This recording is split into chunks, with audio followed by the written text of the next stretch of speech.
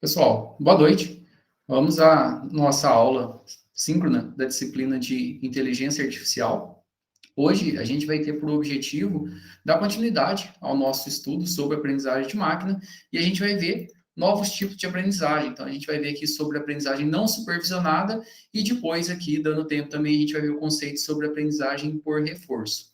Antes da gente dar início aqui para comentar, falar sobre a nossa aula aqui, relembrando aqui que a gente tem algumas atividades. Então, tem alguns colegas que não fizeram ainda, tem atividade que das semanas anteriores. Então, quem não fez, pode mandar atrasado. Logicamente, vai ter um decréscimo da nota para poder ser justo com os demais colegas. Mas é importante não deixar de fazer as atividades, quem está acompanhando aí a disciplina, para conseguir aí a aprovação no final.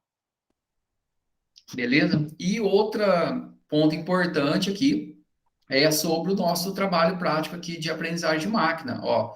Então, lembrando aqui que a data de entrega dele aqui é para o dia 25. Hoje, a gente vê o último tipo de aprendizagem de máquina e a gente encerra. Então, vocês vão ter que escolher aqui na hora de fazer o trabalho. Basicamente, vocês devem trabalhar basicamente em cima de aprendizagem supervisionada, mas consegue fazer com não supervisionada também. Então, a gente tem aqui, ó, 2 semanas para desenvolver o trabalho. Então, já está algum tempo postado aqui, ó. Foi no dia 28 de outubro, e aqui está como pegar um modelo de aprendizagem de máquina que a gente está acostumado lá em Python, exportar esse modelo e fazer o deploy dele, colocar ele para funcionar na internet, em uma página, né? Beleza, então voltando aqui agora, a gente vai dar continuidade no nosso estudo. Então, como eu falei, agora a gente vai trabalhar com aprendizagem não supervisionada. Então, a gente já viu aqui, a gente já viu o conceito de aprendizagem supervisionada, onde a gente tem um conjunto de atributos e a gente tem o nosso classificador. Se esse classificador lá, ele é um valor discreto, verdadeiro ou falso, ou alguma classe de animal, alguma categoria que a gente tem, é aprendizagem supervisionada por classificação. Se o nosso target, a nossa saída ali, ele é um valor contínuo, a gente tem aprendizagem supervisionada por regressão. Por exemplo, fazer a predição do preço de uma casa. Então, algo parecido com o que a gente fez aí nas últimas aulas. Ainda a gente vai trabalhar aqui dentro, hoje, agora com aprendizagem não supervisionada, que é o conceito aí de agrupamento ou clustering, e ainda a gente tem aí um outro tipo aí, que é a aprendizagem por reforço, que é utilizada principalmente aí para treinamento aí de agentes, seja agentes robóticos ou de software. Então, lembrando aí, na aprendizagem supervisionada, a gente tem aquele conjunto lá de input e output. Então, tem todos os atributos, as features, e eu tenho o meu target ali, eu já tenho a minha saída. E o que a gente quer? É encontrar uma regra que permita realizar essa predição aí de output associado a um determinado input, baseado naquele conjunto de registros. E a gente viu que a gente tem diferentes algoritmos, e cada algoritmo se adequa a uma determinada abordagem, uma determinada massa de dados. Então, o objetivo é encontrar uma função que consiga expressar da melhor maneira possível essa relação. Isso na aprendizagem supervisionada. Mas nem sempre a gente vai conseguir ter uma base de dados lá que ela já vai ter esse preditor, ou seja, esse target, essa saída ali. Ou seja, se eu tenho lá toda uma massa de dados e eu preciso agrupar ela baseada em características, como que eu vou fazer? Eu não sei a classe. Aí entra a aprendizagem não supervisionada. Então, um caso clássico aí que foi aprendizagem que foi utilizado a aprendizagem não supervisionada foi no projeto inicial lá nos primórdios do reconhecimento de imagens, do reconhecimento de padrões aí específicas. Então, foi realizada a mineração de milhares de imagens diferentes na internet, então, imagens de animais diferentes, de objetos, e todo esse conjunto de imagens foi colocado numa base, e primeiro teve que se fazer o quê? Como era muita coisa, milhões e milhões, então não dá lá falar, ó, Henrique, vai lá e separa tudo que é gato, vai lá, Ronaldo, separa tudo que é imagem de casa. Então não dá, a gente tinha milhões de registros. Então utilizou-se aí algoritmos de aprendizagem não supervisionada para realizar o agrupamento de diferentes imagens baseado no seu conjunto de características. E é isso que a gente vai ver dentro da aprendizagem não supervisionada. Então, na aprendizagem supervisionada, a gente não tem esse preditor. Então, basicamente, eu tenho um conjunto de características. E o que a gente quer na aprendizagem não supervisionada? Agrupar os meus registros baseado nessas características que a gente tem. Então, na aprendizagem não supervisionada, os nossos exemplos eles não são rotulados. Ou seja, o que isso quer dizer? Lá nos meus registros, lá, ó, eu só vou ter as minhas features lá. Eu não tenho o meu classificador lá, a minha saída, o meu target que a gente está acostumado. Porque o que a gente está acostumado? Eu tenho uma linha de registro e a gente tem uma saída, um target. Então, ou seja, aqui os nossos dados eles não estão rotulados, ou seja, eu não tenho um conceito alvo ali. E por quê? Porque eu não consigo ali, eu tenho uma grande massa de dados que eu estou começando a trabalhar com ela e eu não tenho esses dados. Então, não dá para alguém pedir para alguém ir lá olhar e tentar realizar esse agrupamento de forma manual. Então, quando a gente tem um conjunto muito grande de exemplos aí, pode ser custoso fazer isso. Ou seja, eu ter muito tempo, muito esforço, muito dinheiro, ser impossível ali, não tem como eu fazer isso de forma manual, ou se eu fosse fazer qualquer outro tipo de processamento. Então, dentro da aprendizagem não supervisionada, a gente tenta resolver esse tipo de problema. Então, na aprendizagem supervisionada, eu tenho a minha massa de dados e eu sei claramente o que é de uma classe A e de uma classe B. Então, por exemplo, aqui eu tenho registros lá com exames de pessoas e o que é o X aqui são registros de exames que deu positivo para uma determinada patologia e o que está bolinha é o que não deu para determinada patologia. E aí, se eu chegar com um novo registro com o mesmo padrão de característica, eu sei se tem a patologia ou não. Então, isso aqui é aprendizagem supervisionada. Já na não supervisionada, eu não sei o que é cada classe, ou seja, eu só tenho os meus registros, eles estão dispersos ali. Por exemplo, aqui, ó, tem todo um conjunto de registros. Aqui está em vermelho e azul, isso aqui já foi separado. Mas tudo ali, eu não sei o que é. E qual que é o objetivo da aprendizagem não supervisionada? Realizar o agrupamento de dados baseado num conjunto de características comuns. Então, se a gente olhar, isso fica muito claro. Para a gente faz agrupamento de forma natural, né? Então, a gente pode querer realizar o agrupamento, por exemplo, de clientes, baseado num conjunto de características, num padrão de consumo. A gente pode realizar o agrupamento lá de músicas, de filmes, baseado em um conjunto de características, sem ter um classificador. E se eu olhar aqui, por exemplo, essa imagem é bem legal. Se eu falar, você consegue fazer um agrupamento a partir dessa imagem? Você fala, Henrique, eu quero que você faça um agrupamento. Vai falar, o quê? Como? Não, eu quero que você faça um agrupamento. Então, baseado em características que você vai enxergar aí, que você vai observar, você vai começar a agrupar. Se fosse eu, faça agrupamento.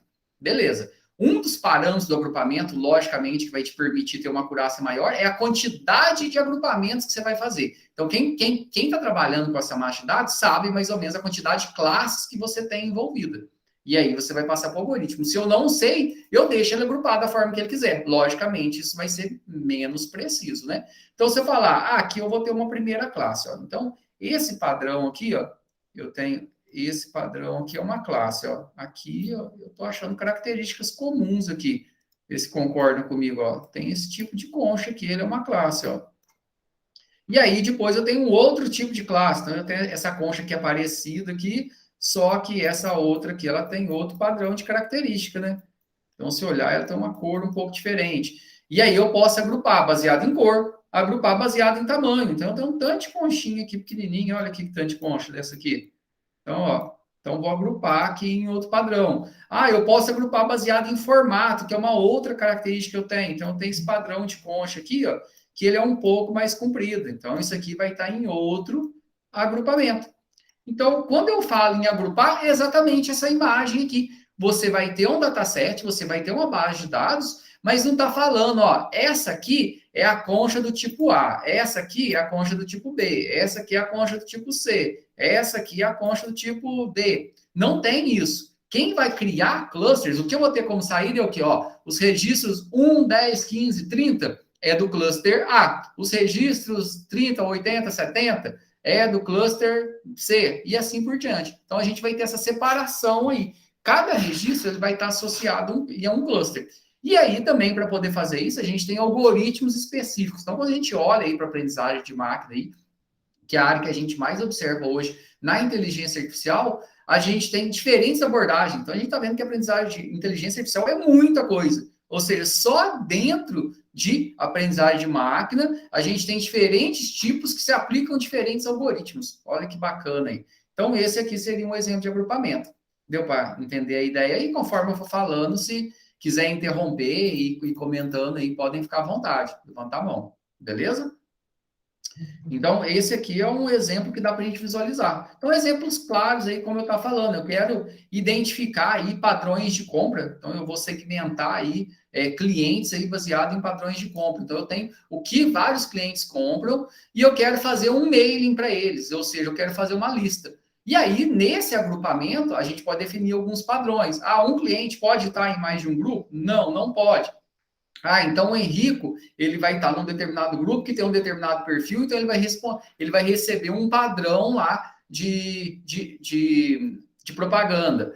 Ah, o Jader, ele tem outro padrão, ele vai estar em outro grupo. Então, eu posso fazer aí algum tipo de segmentação de clientes. Identificar padrão de navegação em sites. Então, você tem um cliente que entrou dentro do site, aonde que ele navega, o que, que ele faz, aonde que ele clica. Então, todo esse conjunto de informações ali que tem, você vai conseguir agrupar baseado num determinado padrão e vai conseguir identificar ali, talvez que esse cliente navegou nesse padrão, ele não comprou nada, mas o outro que navegou no mesmo padrão, ele comprou. Então, eu vou associar ele, vou criar uma regra ali, uma clusterização para poder enviar o mesmo padrão aí de propaganda, o mesmo padrão de consumo.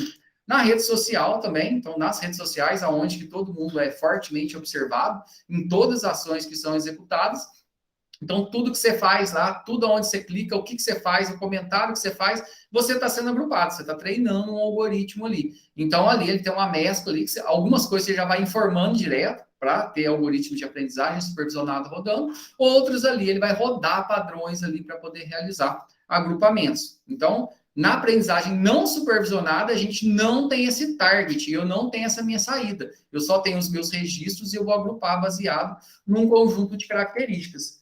Então, um exemplo clássico de implementação que a gente vê no dia a dia é o Google Notícias. Não sei se vocês já entraram aí. Esse aqui eu peguei lá de hoje, peguei no Google Notícias, e aí tá falando principalmente de política, tentei sair um pouco de política. Então, o que, que o Google faz ali? Não tem uma pessoa falando, eu vou pegar todas as notícias aqui que estão falando do acidente. Aí eu vou agrupar todas as notícias do acidente.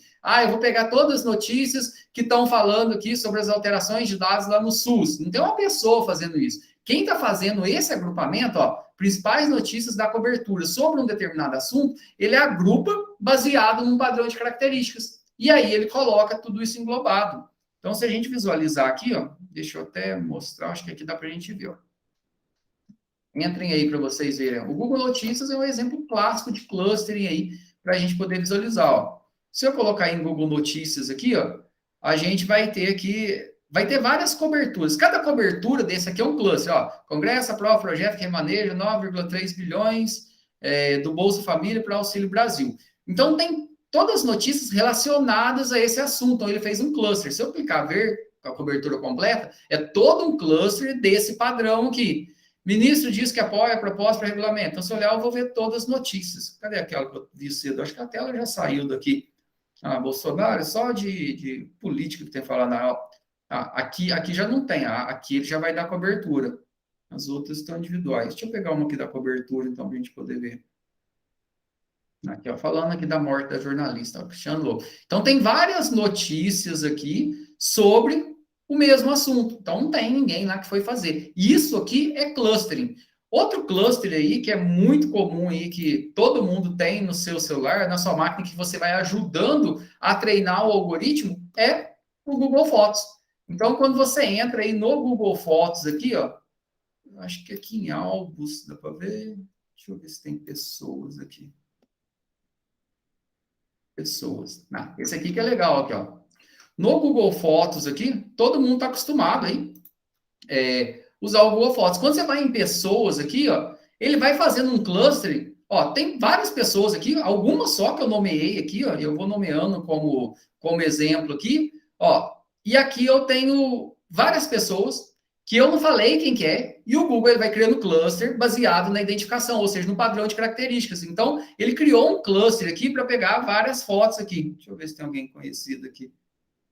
Cadê o Luiz? Deve ter em algum lugar aqui. Deixa eu pegar o Nicolas aqui, uma foto do Nicolas. Então, Caio ali também. Se pegar, então, aqui tem várias fotos aqui com a mesma pessoa, aonde a mesma pessoa aparece aqui. E quem que fez isso aqui? Foi eu que fui lá e coloquei? Não. Isso aqui foi o Google. Então, se eu pegar e voltar aqui, eu posso adicionar um nome agora, Então, ele fez o agrupamento, e depois eu tenho um especialista que vai lá, ó, esse padrão aqui que você fez agrupamento é de clientes do tipo A que faz isso. Aqui, no caso aqui, eu vou colocar o nome, Nicolas. Concluir. É mais fácil a minha tarefa aqui como especialista. Eu coloquei. Nicolas, concluir. Beleza. E aí, na hora de buscar, depois eu já posso buscar baseado na identificação. Então, se eu vou buscar alguma pessoa aqui, se eu vou buscar lá o meu cachorro, ó, Max, ó, ele já sabe aqui porque está nomeado. Ele vai mostrar o cluster do cachorro, aqui do Max, aqui que ele foi identificado. Então, todos esses clusters aqui, eles foram gerados de forma automática. Assim como o cluster de notícias também ele foi gerado de forma automática. Deu para entender aí?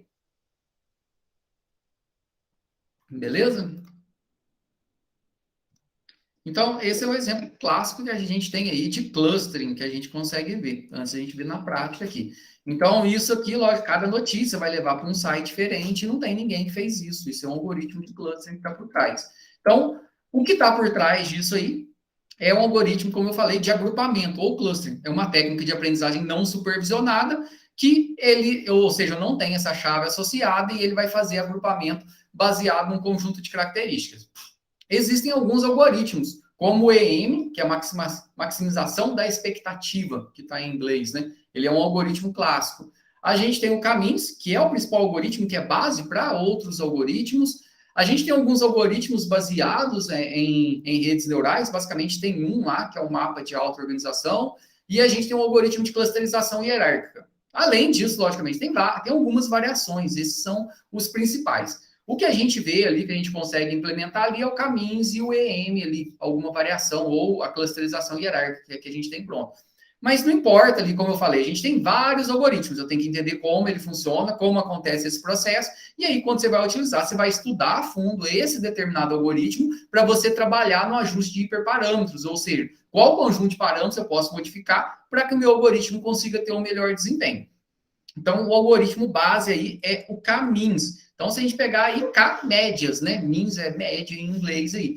Por que isso? Ele vai calculando basicamente a média de um conjunto de valores que eu tenho ali para poder colocar o mais aproximado possível. Ou seja, se eu olhar lá, eu quero fazer um agrupamento da sala baseado em idade, por exemplo. Então, eu quero fazer 3 agrupamentos. Então, ele vai pegar 3 centroides ali. Geralmente, ele vai tentar pegar o quê? Ele vai pegar lá um grupo que tem uma idade mais alta, outro grupo que tem uma idade mais meia, outro grupo que tem uma menor idade ali. E vai tentar agrupar tudo isso. Baseado em quê? Baseado na média. Então, se pegar, o Henrique, ele está mais próximo do grupo A, do grupo B ou do grupo C? Ele está mais próximo do grupo D. Então, ele vai lá para o grupo B. E assim por diante. Um problema clássico, que foi um dos principais problemas que mostrou aí o poder da clusterização em algoritmos de aprendizagem de máquina, é esse problema do cocktail pair problem, que é um problema que foi implementado pelo professor Andrew Ng, que é uma das principais referências quando a gente fala de aprendizagem de máquina como um todo, onde tem, por exemplo, várias pessoas conversando numa festa, por isso que fala aí cocktail pair problem. Eu tenho várias pessoas conversando, e aí eu quero separar o que é a voz de cada pessoa, o que é cada barulho que tem por trás.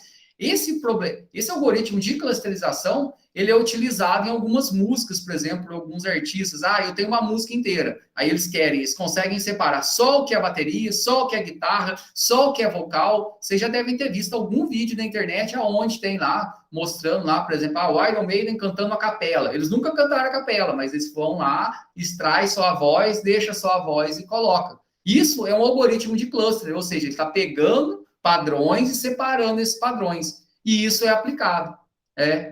Isso mesmo, Aí consegue separar tudo isso. O que está por trás é um algoritmo de cluster. Então, as ferramentas utilizam isso por trás para poder fazer essa estratificação. Você percebe que é IA.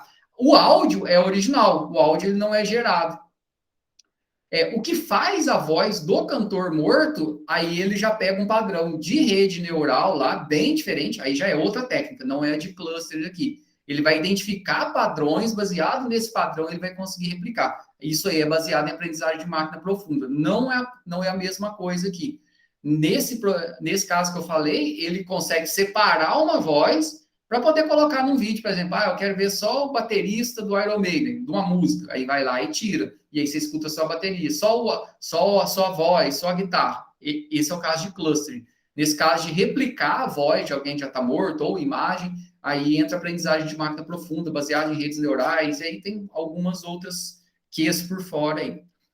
Tem uma palestra que é bem legal também sobre o Apache Mohawk. O Apache Mohawk, ele é uma lib que permite trabalhar também com aprendizagem de máquina para vários tipos de classificação. E aqui ele cita uma aplicação aqui de classificação de documentos, de agrupamento, utilizando Mohawk. E aqui está o link aqui do Infoque. Tem muita coisa legal no Infoque, além disso aqui, tem algumas palestras bem interessantes que vale a pena explorar.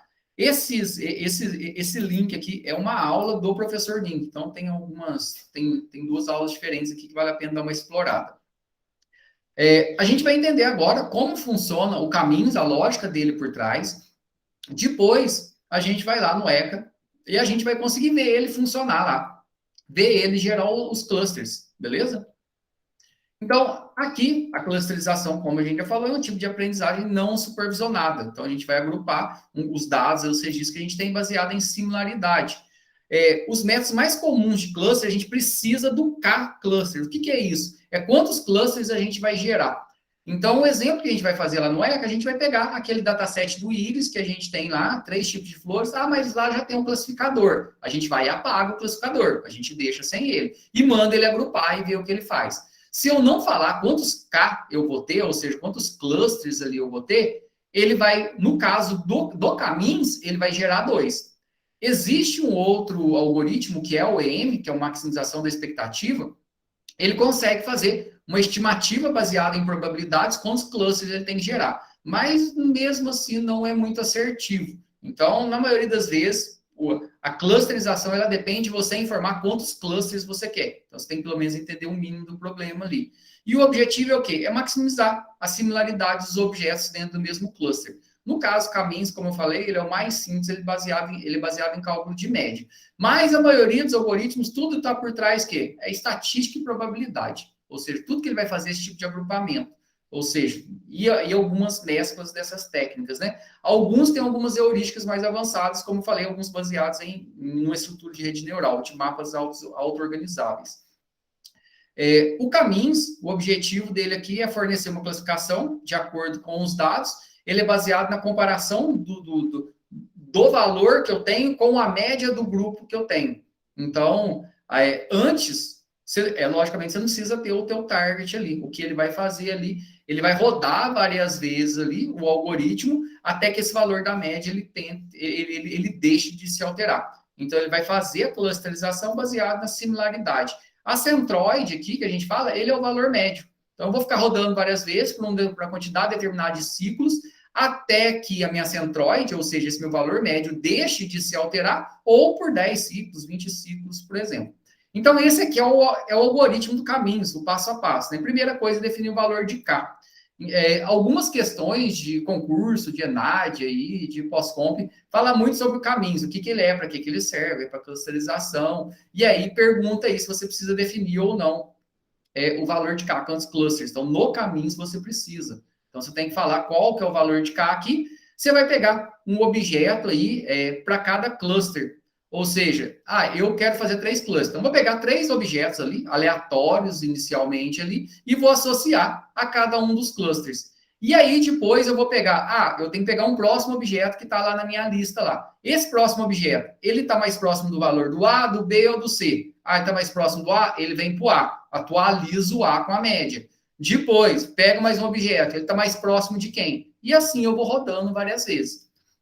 Então, a gente vai recalcular as centroides toda hora e a gente vai ficar repetindo os 2 passos aí até um critério de parada. Até que a minha média ela deixe de se alterar, ou seja, porque se cada vez que eu rodar de novo, eu puxar valores e a minha média ela ficar sendo alterada, quer dizer que eu não cheguei no ponto central ainda.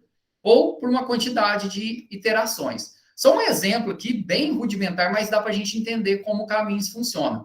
Vamos pensar que eu tenho minha massa de dados aqui e eu quero criar 2 clusters diferentes. E aí eu coloquei para o primeiro cluster o valor 2 e o valor 6. Dois valores aí que eu peguei do meu conjunto de dados. Se o meu conjunto não tiver ordenado aí, ou essa massa de dados, logicamente não vai estar ordenado, vou pegar características para que eu possa agrupar. Isso pode ser multicaracterísticas.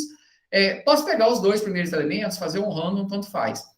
Ó, então peguei o 2 e o 6. Aí eu vou olhar agora. Qual que é o próximo valor que eu vou pegar? O primeiro da lista, 9. 9 está mais próximo de 2 ou está mais próximo de 6? Ah, ele está mais próximo de 6. Então, ele vai vir aqui para o cluster, que vai ficar 6 e 9. O valor médio do primeiro cluster é 2, que só tem ele. Do segundo cluster, 6 mais 9, dividido por 2, 7,5. Vou pegar o próximo valor agora. 1. Está mais próximo de 2 ou de 7,5? Ah, está mais próximo de 1. Então, vai vir para cá, ó, 2 e 1. Que agora a média é 1,5 e aqui é 7,5. Vou pegar o próximo valor, que é 5.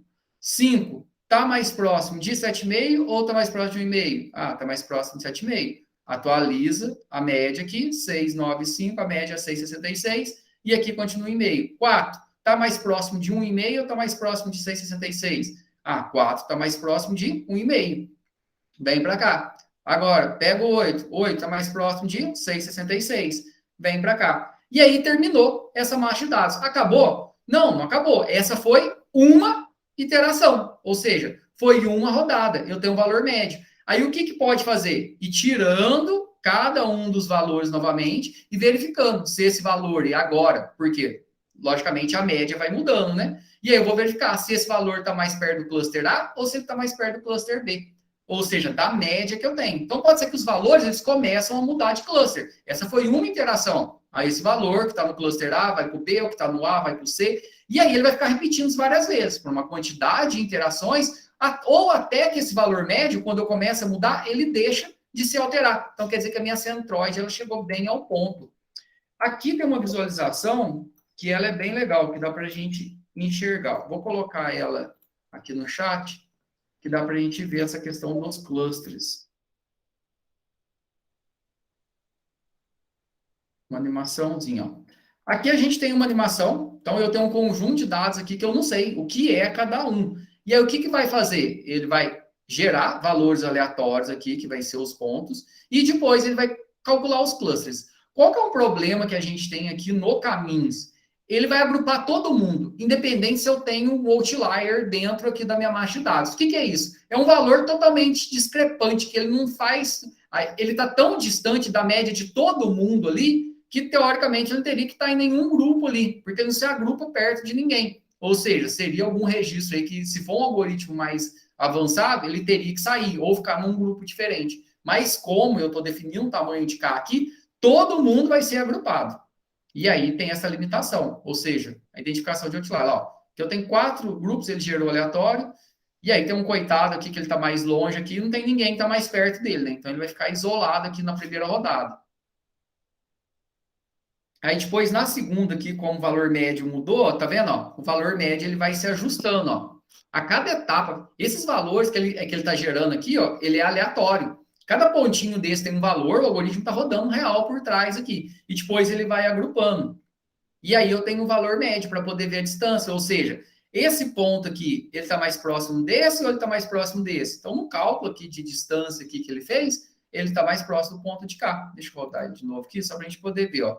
Aqui foi o primeiro cluster que ele rodou. Aqui já é a saída. Vou colocar, deixa eu ver se ele vai ficar diferente agora.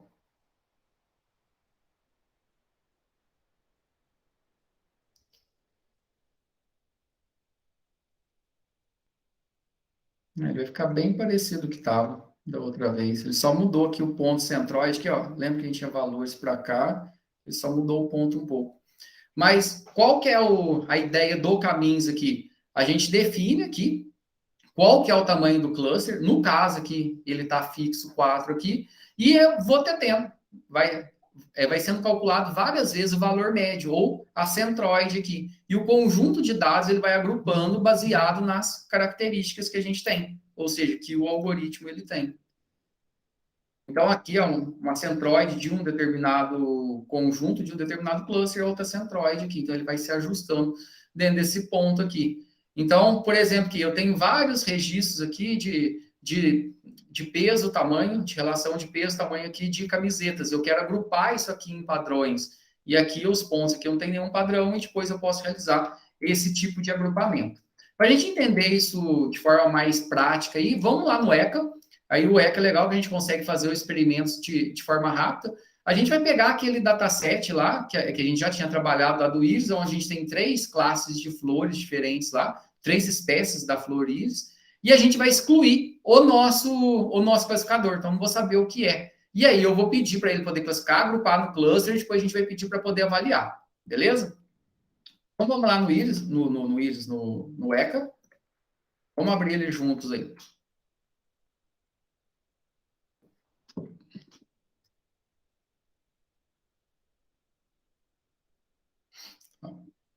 Vamos aqui em Explorer. O arquivo do íris, ele tem lá no ambiente nosso e ele está dentro da pastinha também de dados do ECA. Então, eu vou pegar aqui dentro da pasta do ECA, e se vocês forem em arquivo de programas, o ECA Data, aí vocês vão achar. Ó, abrir arquivo.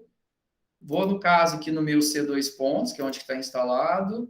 Arquivo de programas. O ECA. No caso, eu tenho umas versões diferentes, tanto faz a versão aqui. E aí eu tenho a pastinha Data aqui, ó. E aqui tem vários arquivos de exemplo. No caso, a gente vai usar o íris. Ó, vou abrir aqui. Dá um minutinho para vocês abrirem. Na hora que vocês conseguirem abrir, dá um ok para mim. A gente tem aquelas, as quatro características, né? As 4 filtros que a gente tem. O comprimento e a largura da sépala, o comprimento e a largura da pétala. E a gente tem a nossa classe aqui. No caso, a classe aqui é a minha saída, né? Mas você acabou de falar agora que a gente não vai ter a classe. Então o que a gente vai fazer primeiro para a gente ver funcionar? A gente vai excluir a classe. Então a gente só vai ter um arquivo cheio de características.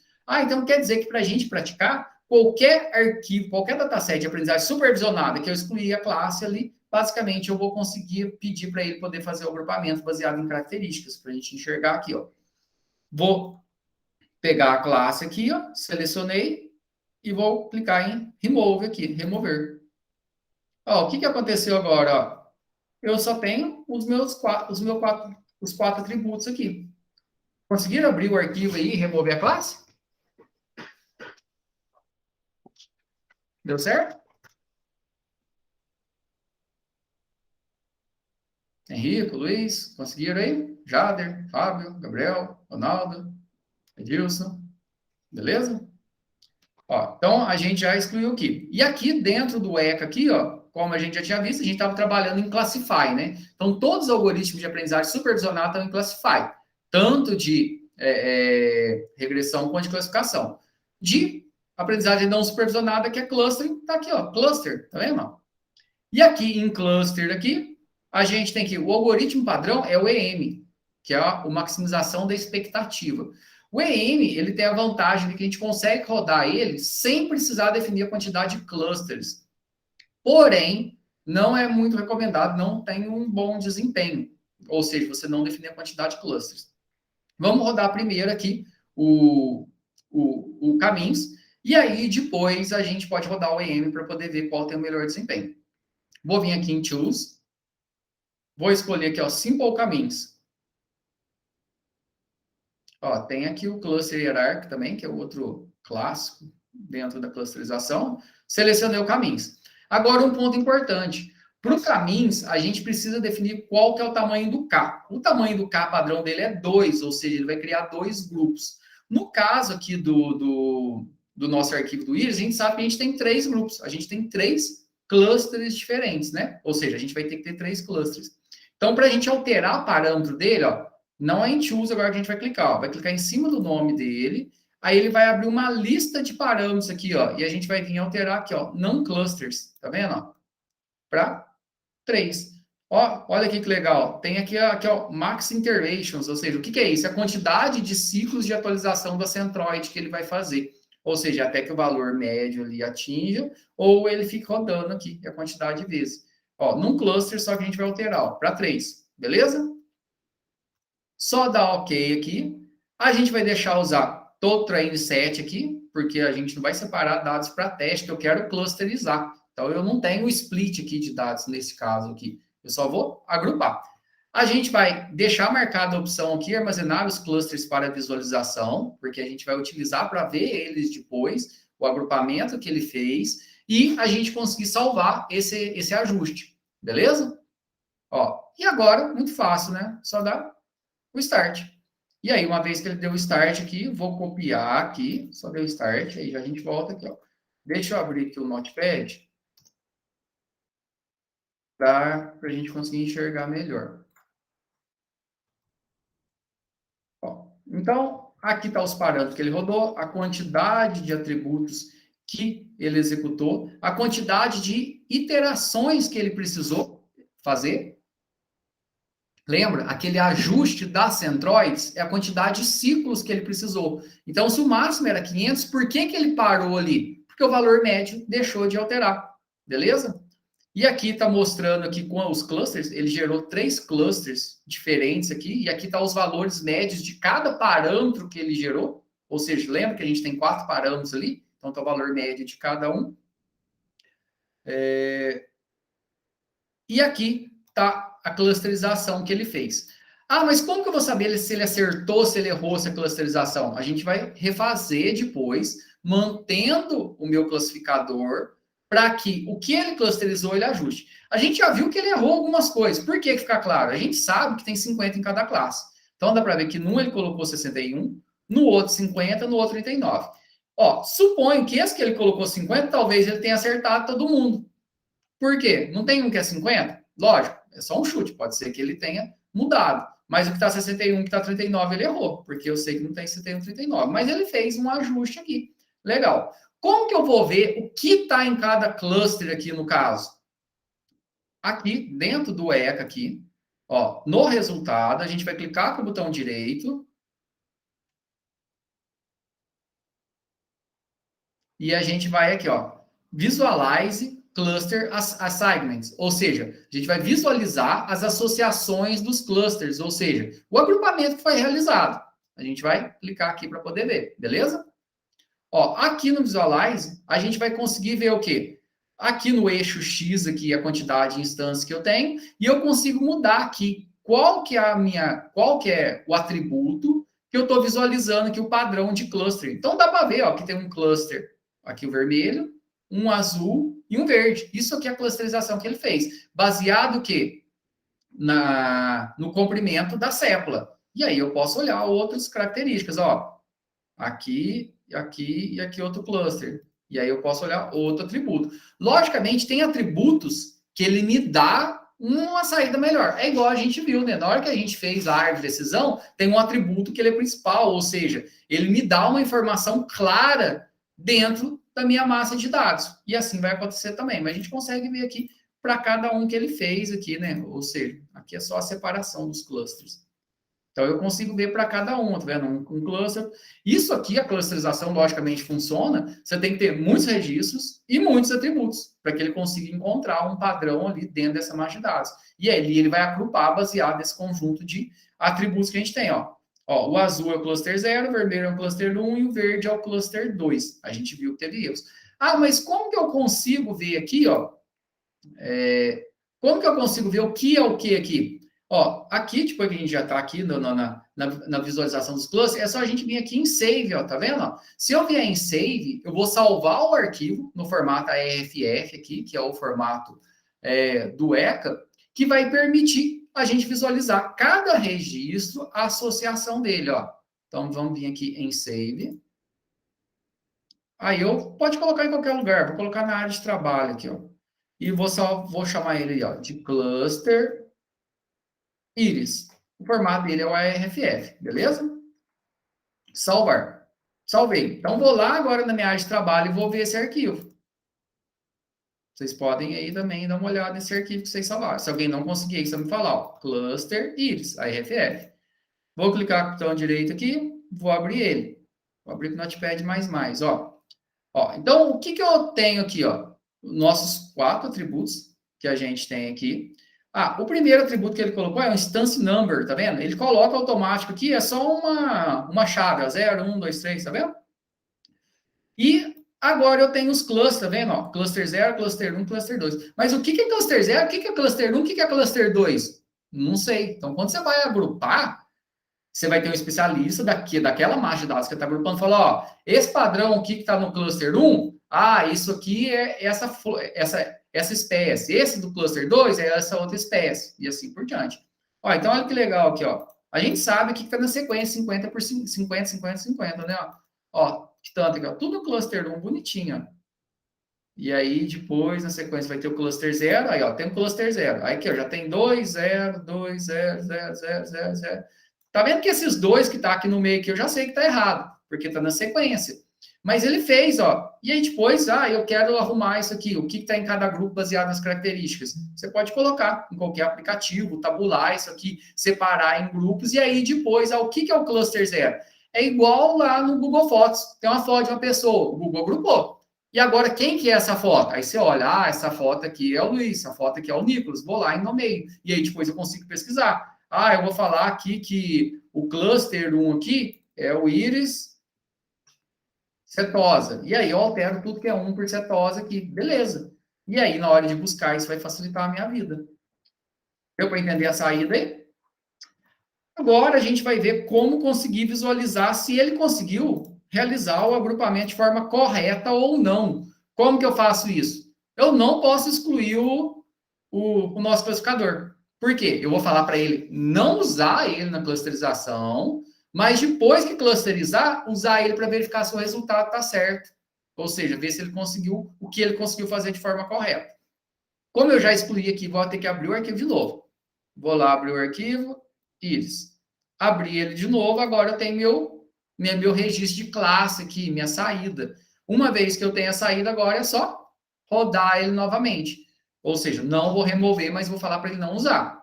Vou vir aqui em cluster, vou deixar para usar o train set, vou deixar o caminhos, da mesma maneira aqui, ó, deixar para 3 clusters aqui. E aqui a gente tem a opção aqui, ó. Desculpa, a gente não vai deixar o train set, ó. A gente vai colocar aqui, ó, classes to cluster evaluation, ou seja, classe para avaliação do cluster. Qual classe que a gente vai utilizar? Qual atributo? É a última. Então, o que eu estou falando para ele? Ó, clusteriza e pega esse último registro aqui, que você não vai usar para clusterizar, e usa ele para verificar se o que você fez está certo. Mas como que ele vai saber? Tudo que é setosa, ele vai saber que tem que estar no mesmo grupo. Tudo que é versicolor, ele vai saber que tem que estar no mesmo grupo. E assim por diante. Beleza? Então, vou rodar de novo.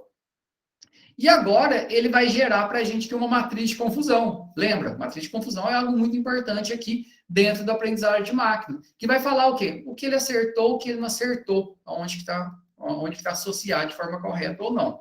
Vou copiar aqui, vou colocar no Notepad para a gente conseguir visualizar. Então, além daquelas informações, agora a gente tem aqui, qual que é a nossa matriz de confusão. O que é íris setosa, ele colocou no cluster 1 e acertou tudo. Então, íris setosa está no cluster 1, acertou tudo. Isso vai de encontro com o que a gente já tinha visto anteriormente lá na árvore de decisão, lembra? Que a íris setosa, ele tem um padrão de característica que diferencia ele melhor dos outros. Então, na hora de realizar a classificação, ela é mais fácil. Na hora de agrupar, ela é mais fácil. Então, ela tem características muito claras ali. Que, no caso, eu não lembro. Eu acho que é um atributo da sépula lá, que se for menor que tanto, já é ela. Íris versicolor, teve um agrupamento muito bom, 47 está no grupo 0. Então, íris versicolor está no grupo 0. Beleza, no cluster 0. Só que 3 ele errou. 3 que seriam daqui, de íris versicolor, ele colocou aqui no cluster 2. E o íris virgínica, 36, ele colocou correto aqui no mesmo cluster, que é o cluster 2. E ele errou 14, tá vendo? Colocou 14 aqui no cluster incorreto. Então, aqui ele fez errado aqui com 14. Então, o íris virgínica aqui foi o que ele conseguiu clusterizar pior. Aqui a gente não está classificando. Ele fez os clusters, a gente não falou o que é. Ou seja, eu não treinei o algoritmo e depois pedi para ele classificar. Aqui ele está agrupando, sem saber o que é o quê.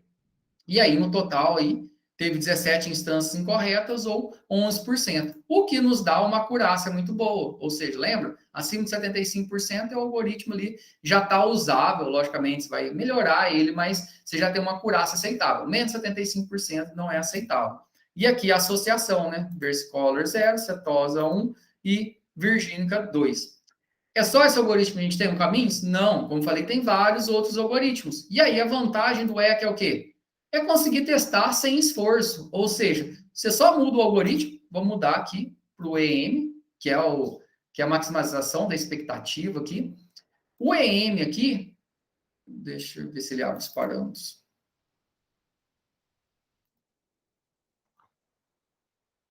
Ele está demorando para abrir aqui. Ó. O EM, quando eu coloco aqui o número de classes menos 1, ele vai criar a quantidade de classes, de clusters aqui, de clusters, da maneira que ele achar melhor. Ou seja, baseado aqui na probabilidade que ele vai gerar. Como eu falei, não é o mais recomendado. Ó. Vamos rodar ele aqui, vou deixar aqui a saída aqui, o nome para ele poder avaliar. Ó, eu não estou definindo a quantidade de clusters. Vou rodar aqui, ó, vamos ver quantos clusters ele vai fazer. Logicamente, ele vai demorar mais. E a gente deixando aqui, ó, de forma automática, ó, ele gerou 5 clusters diferentes, tá vendo? Ó? Vira uma bagunça, não dá certo. Testei com diferentes bases de dados, não tem uma acurácia muito legal. Então, não recomendo a gente utilizar. Ó, tá vendo? Ele errou 40% aqui da massa de dados. Agora, ao passo que se eu mudar aqui o EM, a gente ir lá e setar a quantidade de clusters, que no caso aqui é 3, ó, e não deixar para ele procurar automático, tinha que só com o meu, tá demorando aqui para abrir.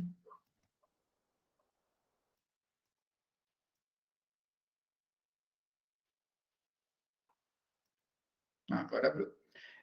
Número de clusters aqui, vou mudar para 3 agora. Dá OK e rodar. Ó, vamos ver aqui. Ó, agora, ele teve quase 10% de erro, né? 9,33, 14 instâncias. Lembra que a gente tinha 17 lá, ó? Então, ele já teve uma acurácia melhor, ó. Ele acertou todos Setosa, todos Versicolor, e ele só errou no Virgínica agora. Então, ó, o EM, ele já teve uma acurácia melhor. Então, o EM, ele é mais baseado em probabilidade ali. Então, ele faz um cálculo de probabilidade. O Caminhos ali, ele é baseado em cálculo de média. Centroide ali, estatística pura ali, né? Agora aqui ele já tem um cálculo de probabilidade por trás. Ele já pode conseguir uma acurácia um pouco melhor. E tem outro algoritmo também aqui, que é o cluster hierárquico, que também ele consegue aqui uma acurácia melhor também. Mas você tem que setar a quantidade de clusters. Então, quando a gente tem um problema de aprendizagem de máquina, onde eu tenho uma base de dados, eu tenho os registros, mas eu não tenho meu classificador, eu tenho que agrupar em características comuns, a gente vai trabalhar com aprendizagem não supervisionada. Então, o algoritmo clássico que a gente tem é o Caminhos, a gente tem que setar a quantidade de clusters que a gente vai definir nele para que ele consiga fazer esse agrupamento. Aqui no ECA, de forma bem simples, a gente consegue treinar, testar diferentes algoritmos aqui, com diferentes parâmetros, e, logicamente, a gente vai fazer isso lá em Python também, carregar um dataset, pedir para ele agrupar e visualizar essas associações que ele vai gerar e verificar o que ele conseguiu fazer, para que consiga exportar o modelo. Pessoal, mais uma vez, um aviso muito importante, a gente está chegando aí próximo da data aí do trabalho prático, eu falei no começo da aula, mas algumas pessoas chegaram depois, ó, o trabalho prático de aprendizagem de máquina, que ele vale 1 ponto na média. Então, o de Arduino vale 1, esse aqui vale 1, depois a gente vai ter um outro final lá de redes neurais com Shape Machine que vale 1. Então, vale 1 ponto na média, tá com data de entrega do dia 25. Então, tem 2 semanas ainda, só que o pessoal tem que acessar o vídeo, porque eu vi aqui que quase ninguém entrou aqui ainda para poder assistir os vídeos. Basicamente, o quê? É pegar um modelo lá em Python, exportar ele lá no Colab, depois você, qual que é o trabalho? É instalar na tua máquina o ambiente. Então, você vai ter que instalar o Python, instalar ali as bibliotecas do Flask ali, fazer o teste na tua máquina, fazer rodar na tua máquina. Joia, você conseguiu fazer rodar na tua máquina, subiu para o Git, já está ótimo. E aí, para você conseguir a nota máxima do trabalho, você tem que fazer o deploy. Subir lá no Heroku e mandar o link dele funcional no Heroku. Não se restringe à aprendizagem supervisionada.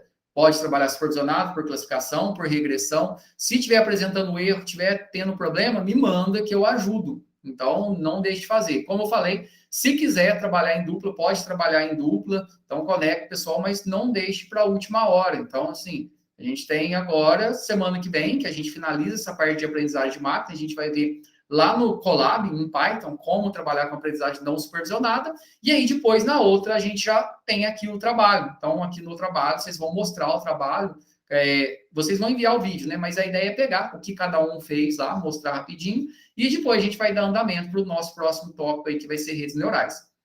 Beleza, pessoal? Alguma dúvida na aula de hoje? Alguém quer comentar alguma coisa? E na próxima aula também a gente tem que ver o conceito de aprendizagem por reforço. Ia colocar hoje, mas já deu 1 hora aqui, senão acho que fica muito cansativo a gente alongar, né? Alguém comentar? Henrico, tranquilo aí? Luiz? Edilson? Fábio? Jader? Beleza? Gabriel? Joia. Pessoal, então, mais uma vez, qualquer dúvida, só chamar. Não deixem de desenvolver as atividades, como eu falei, avisem os colegas, quem está com atividade pendente para trás, aí entra lá, faz.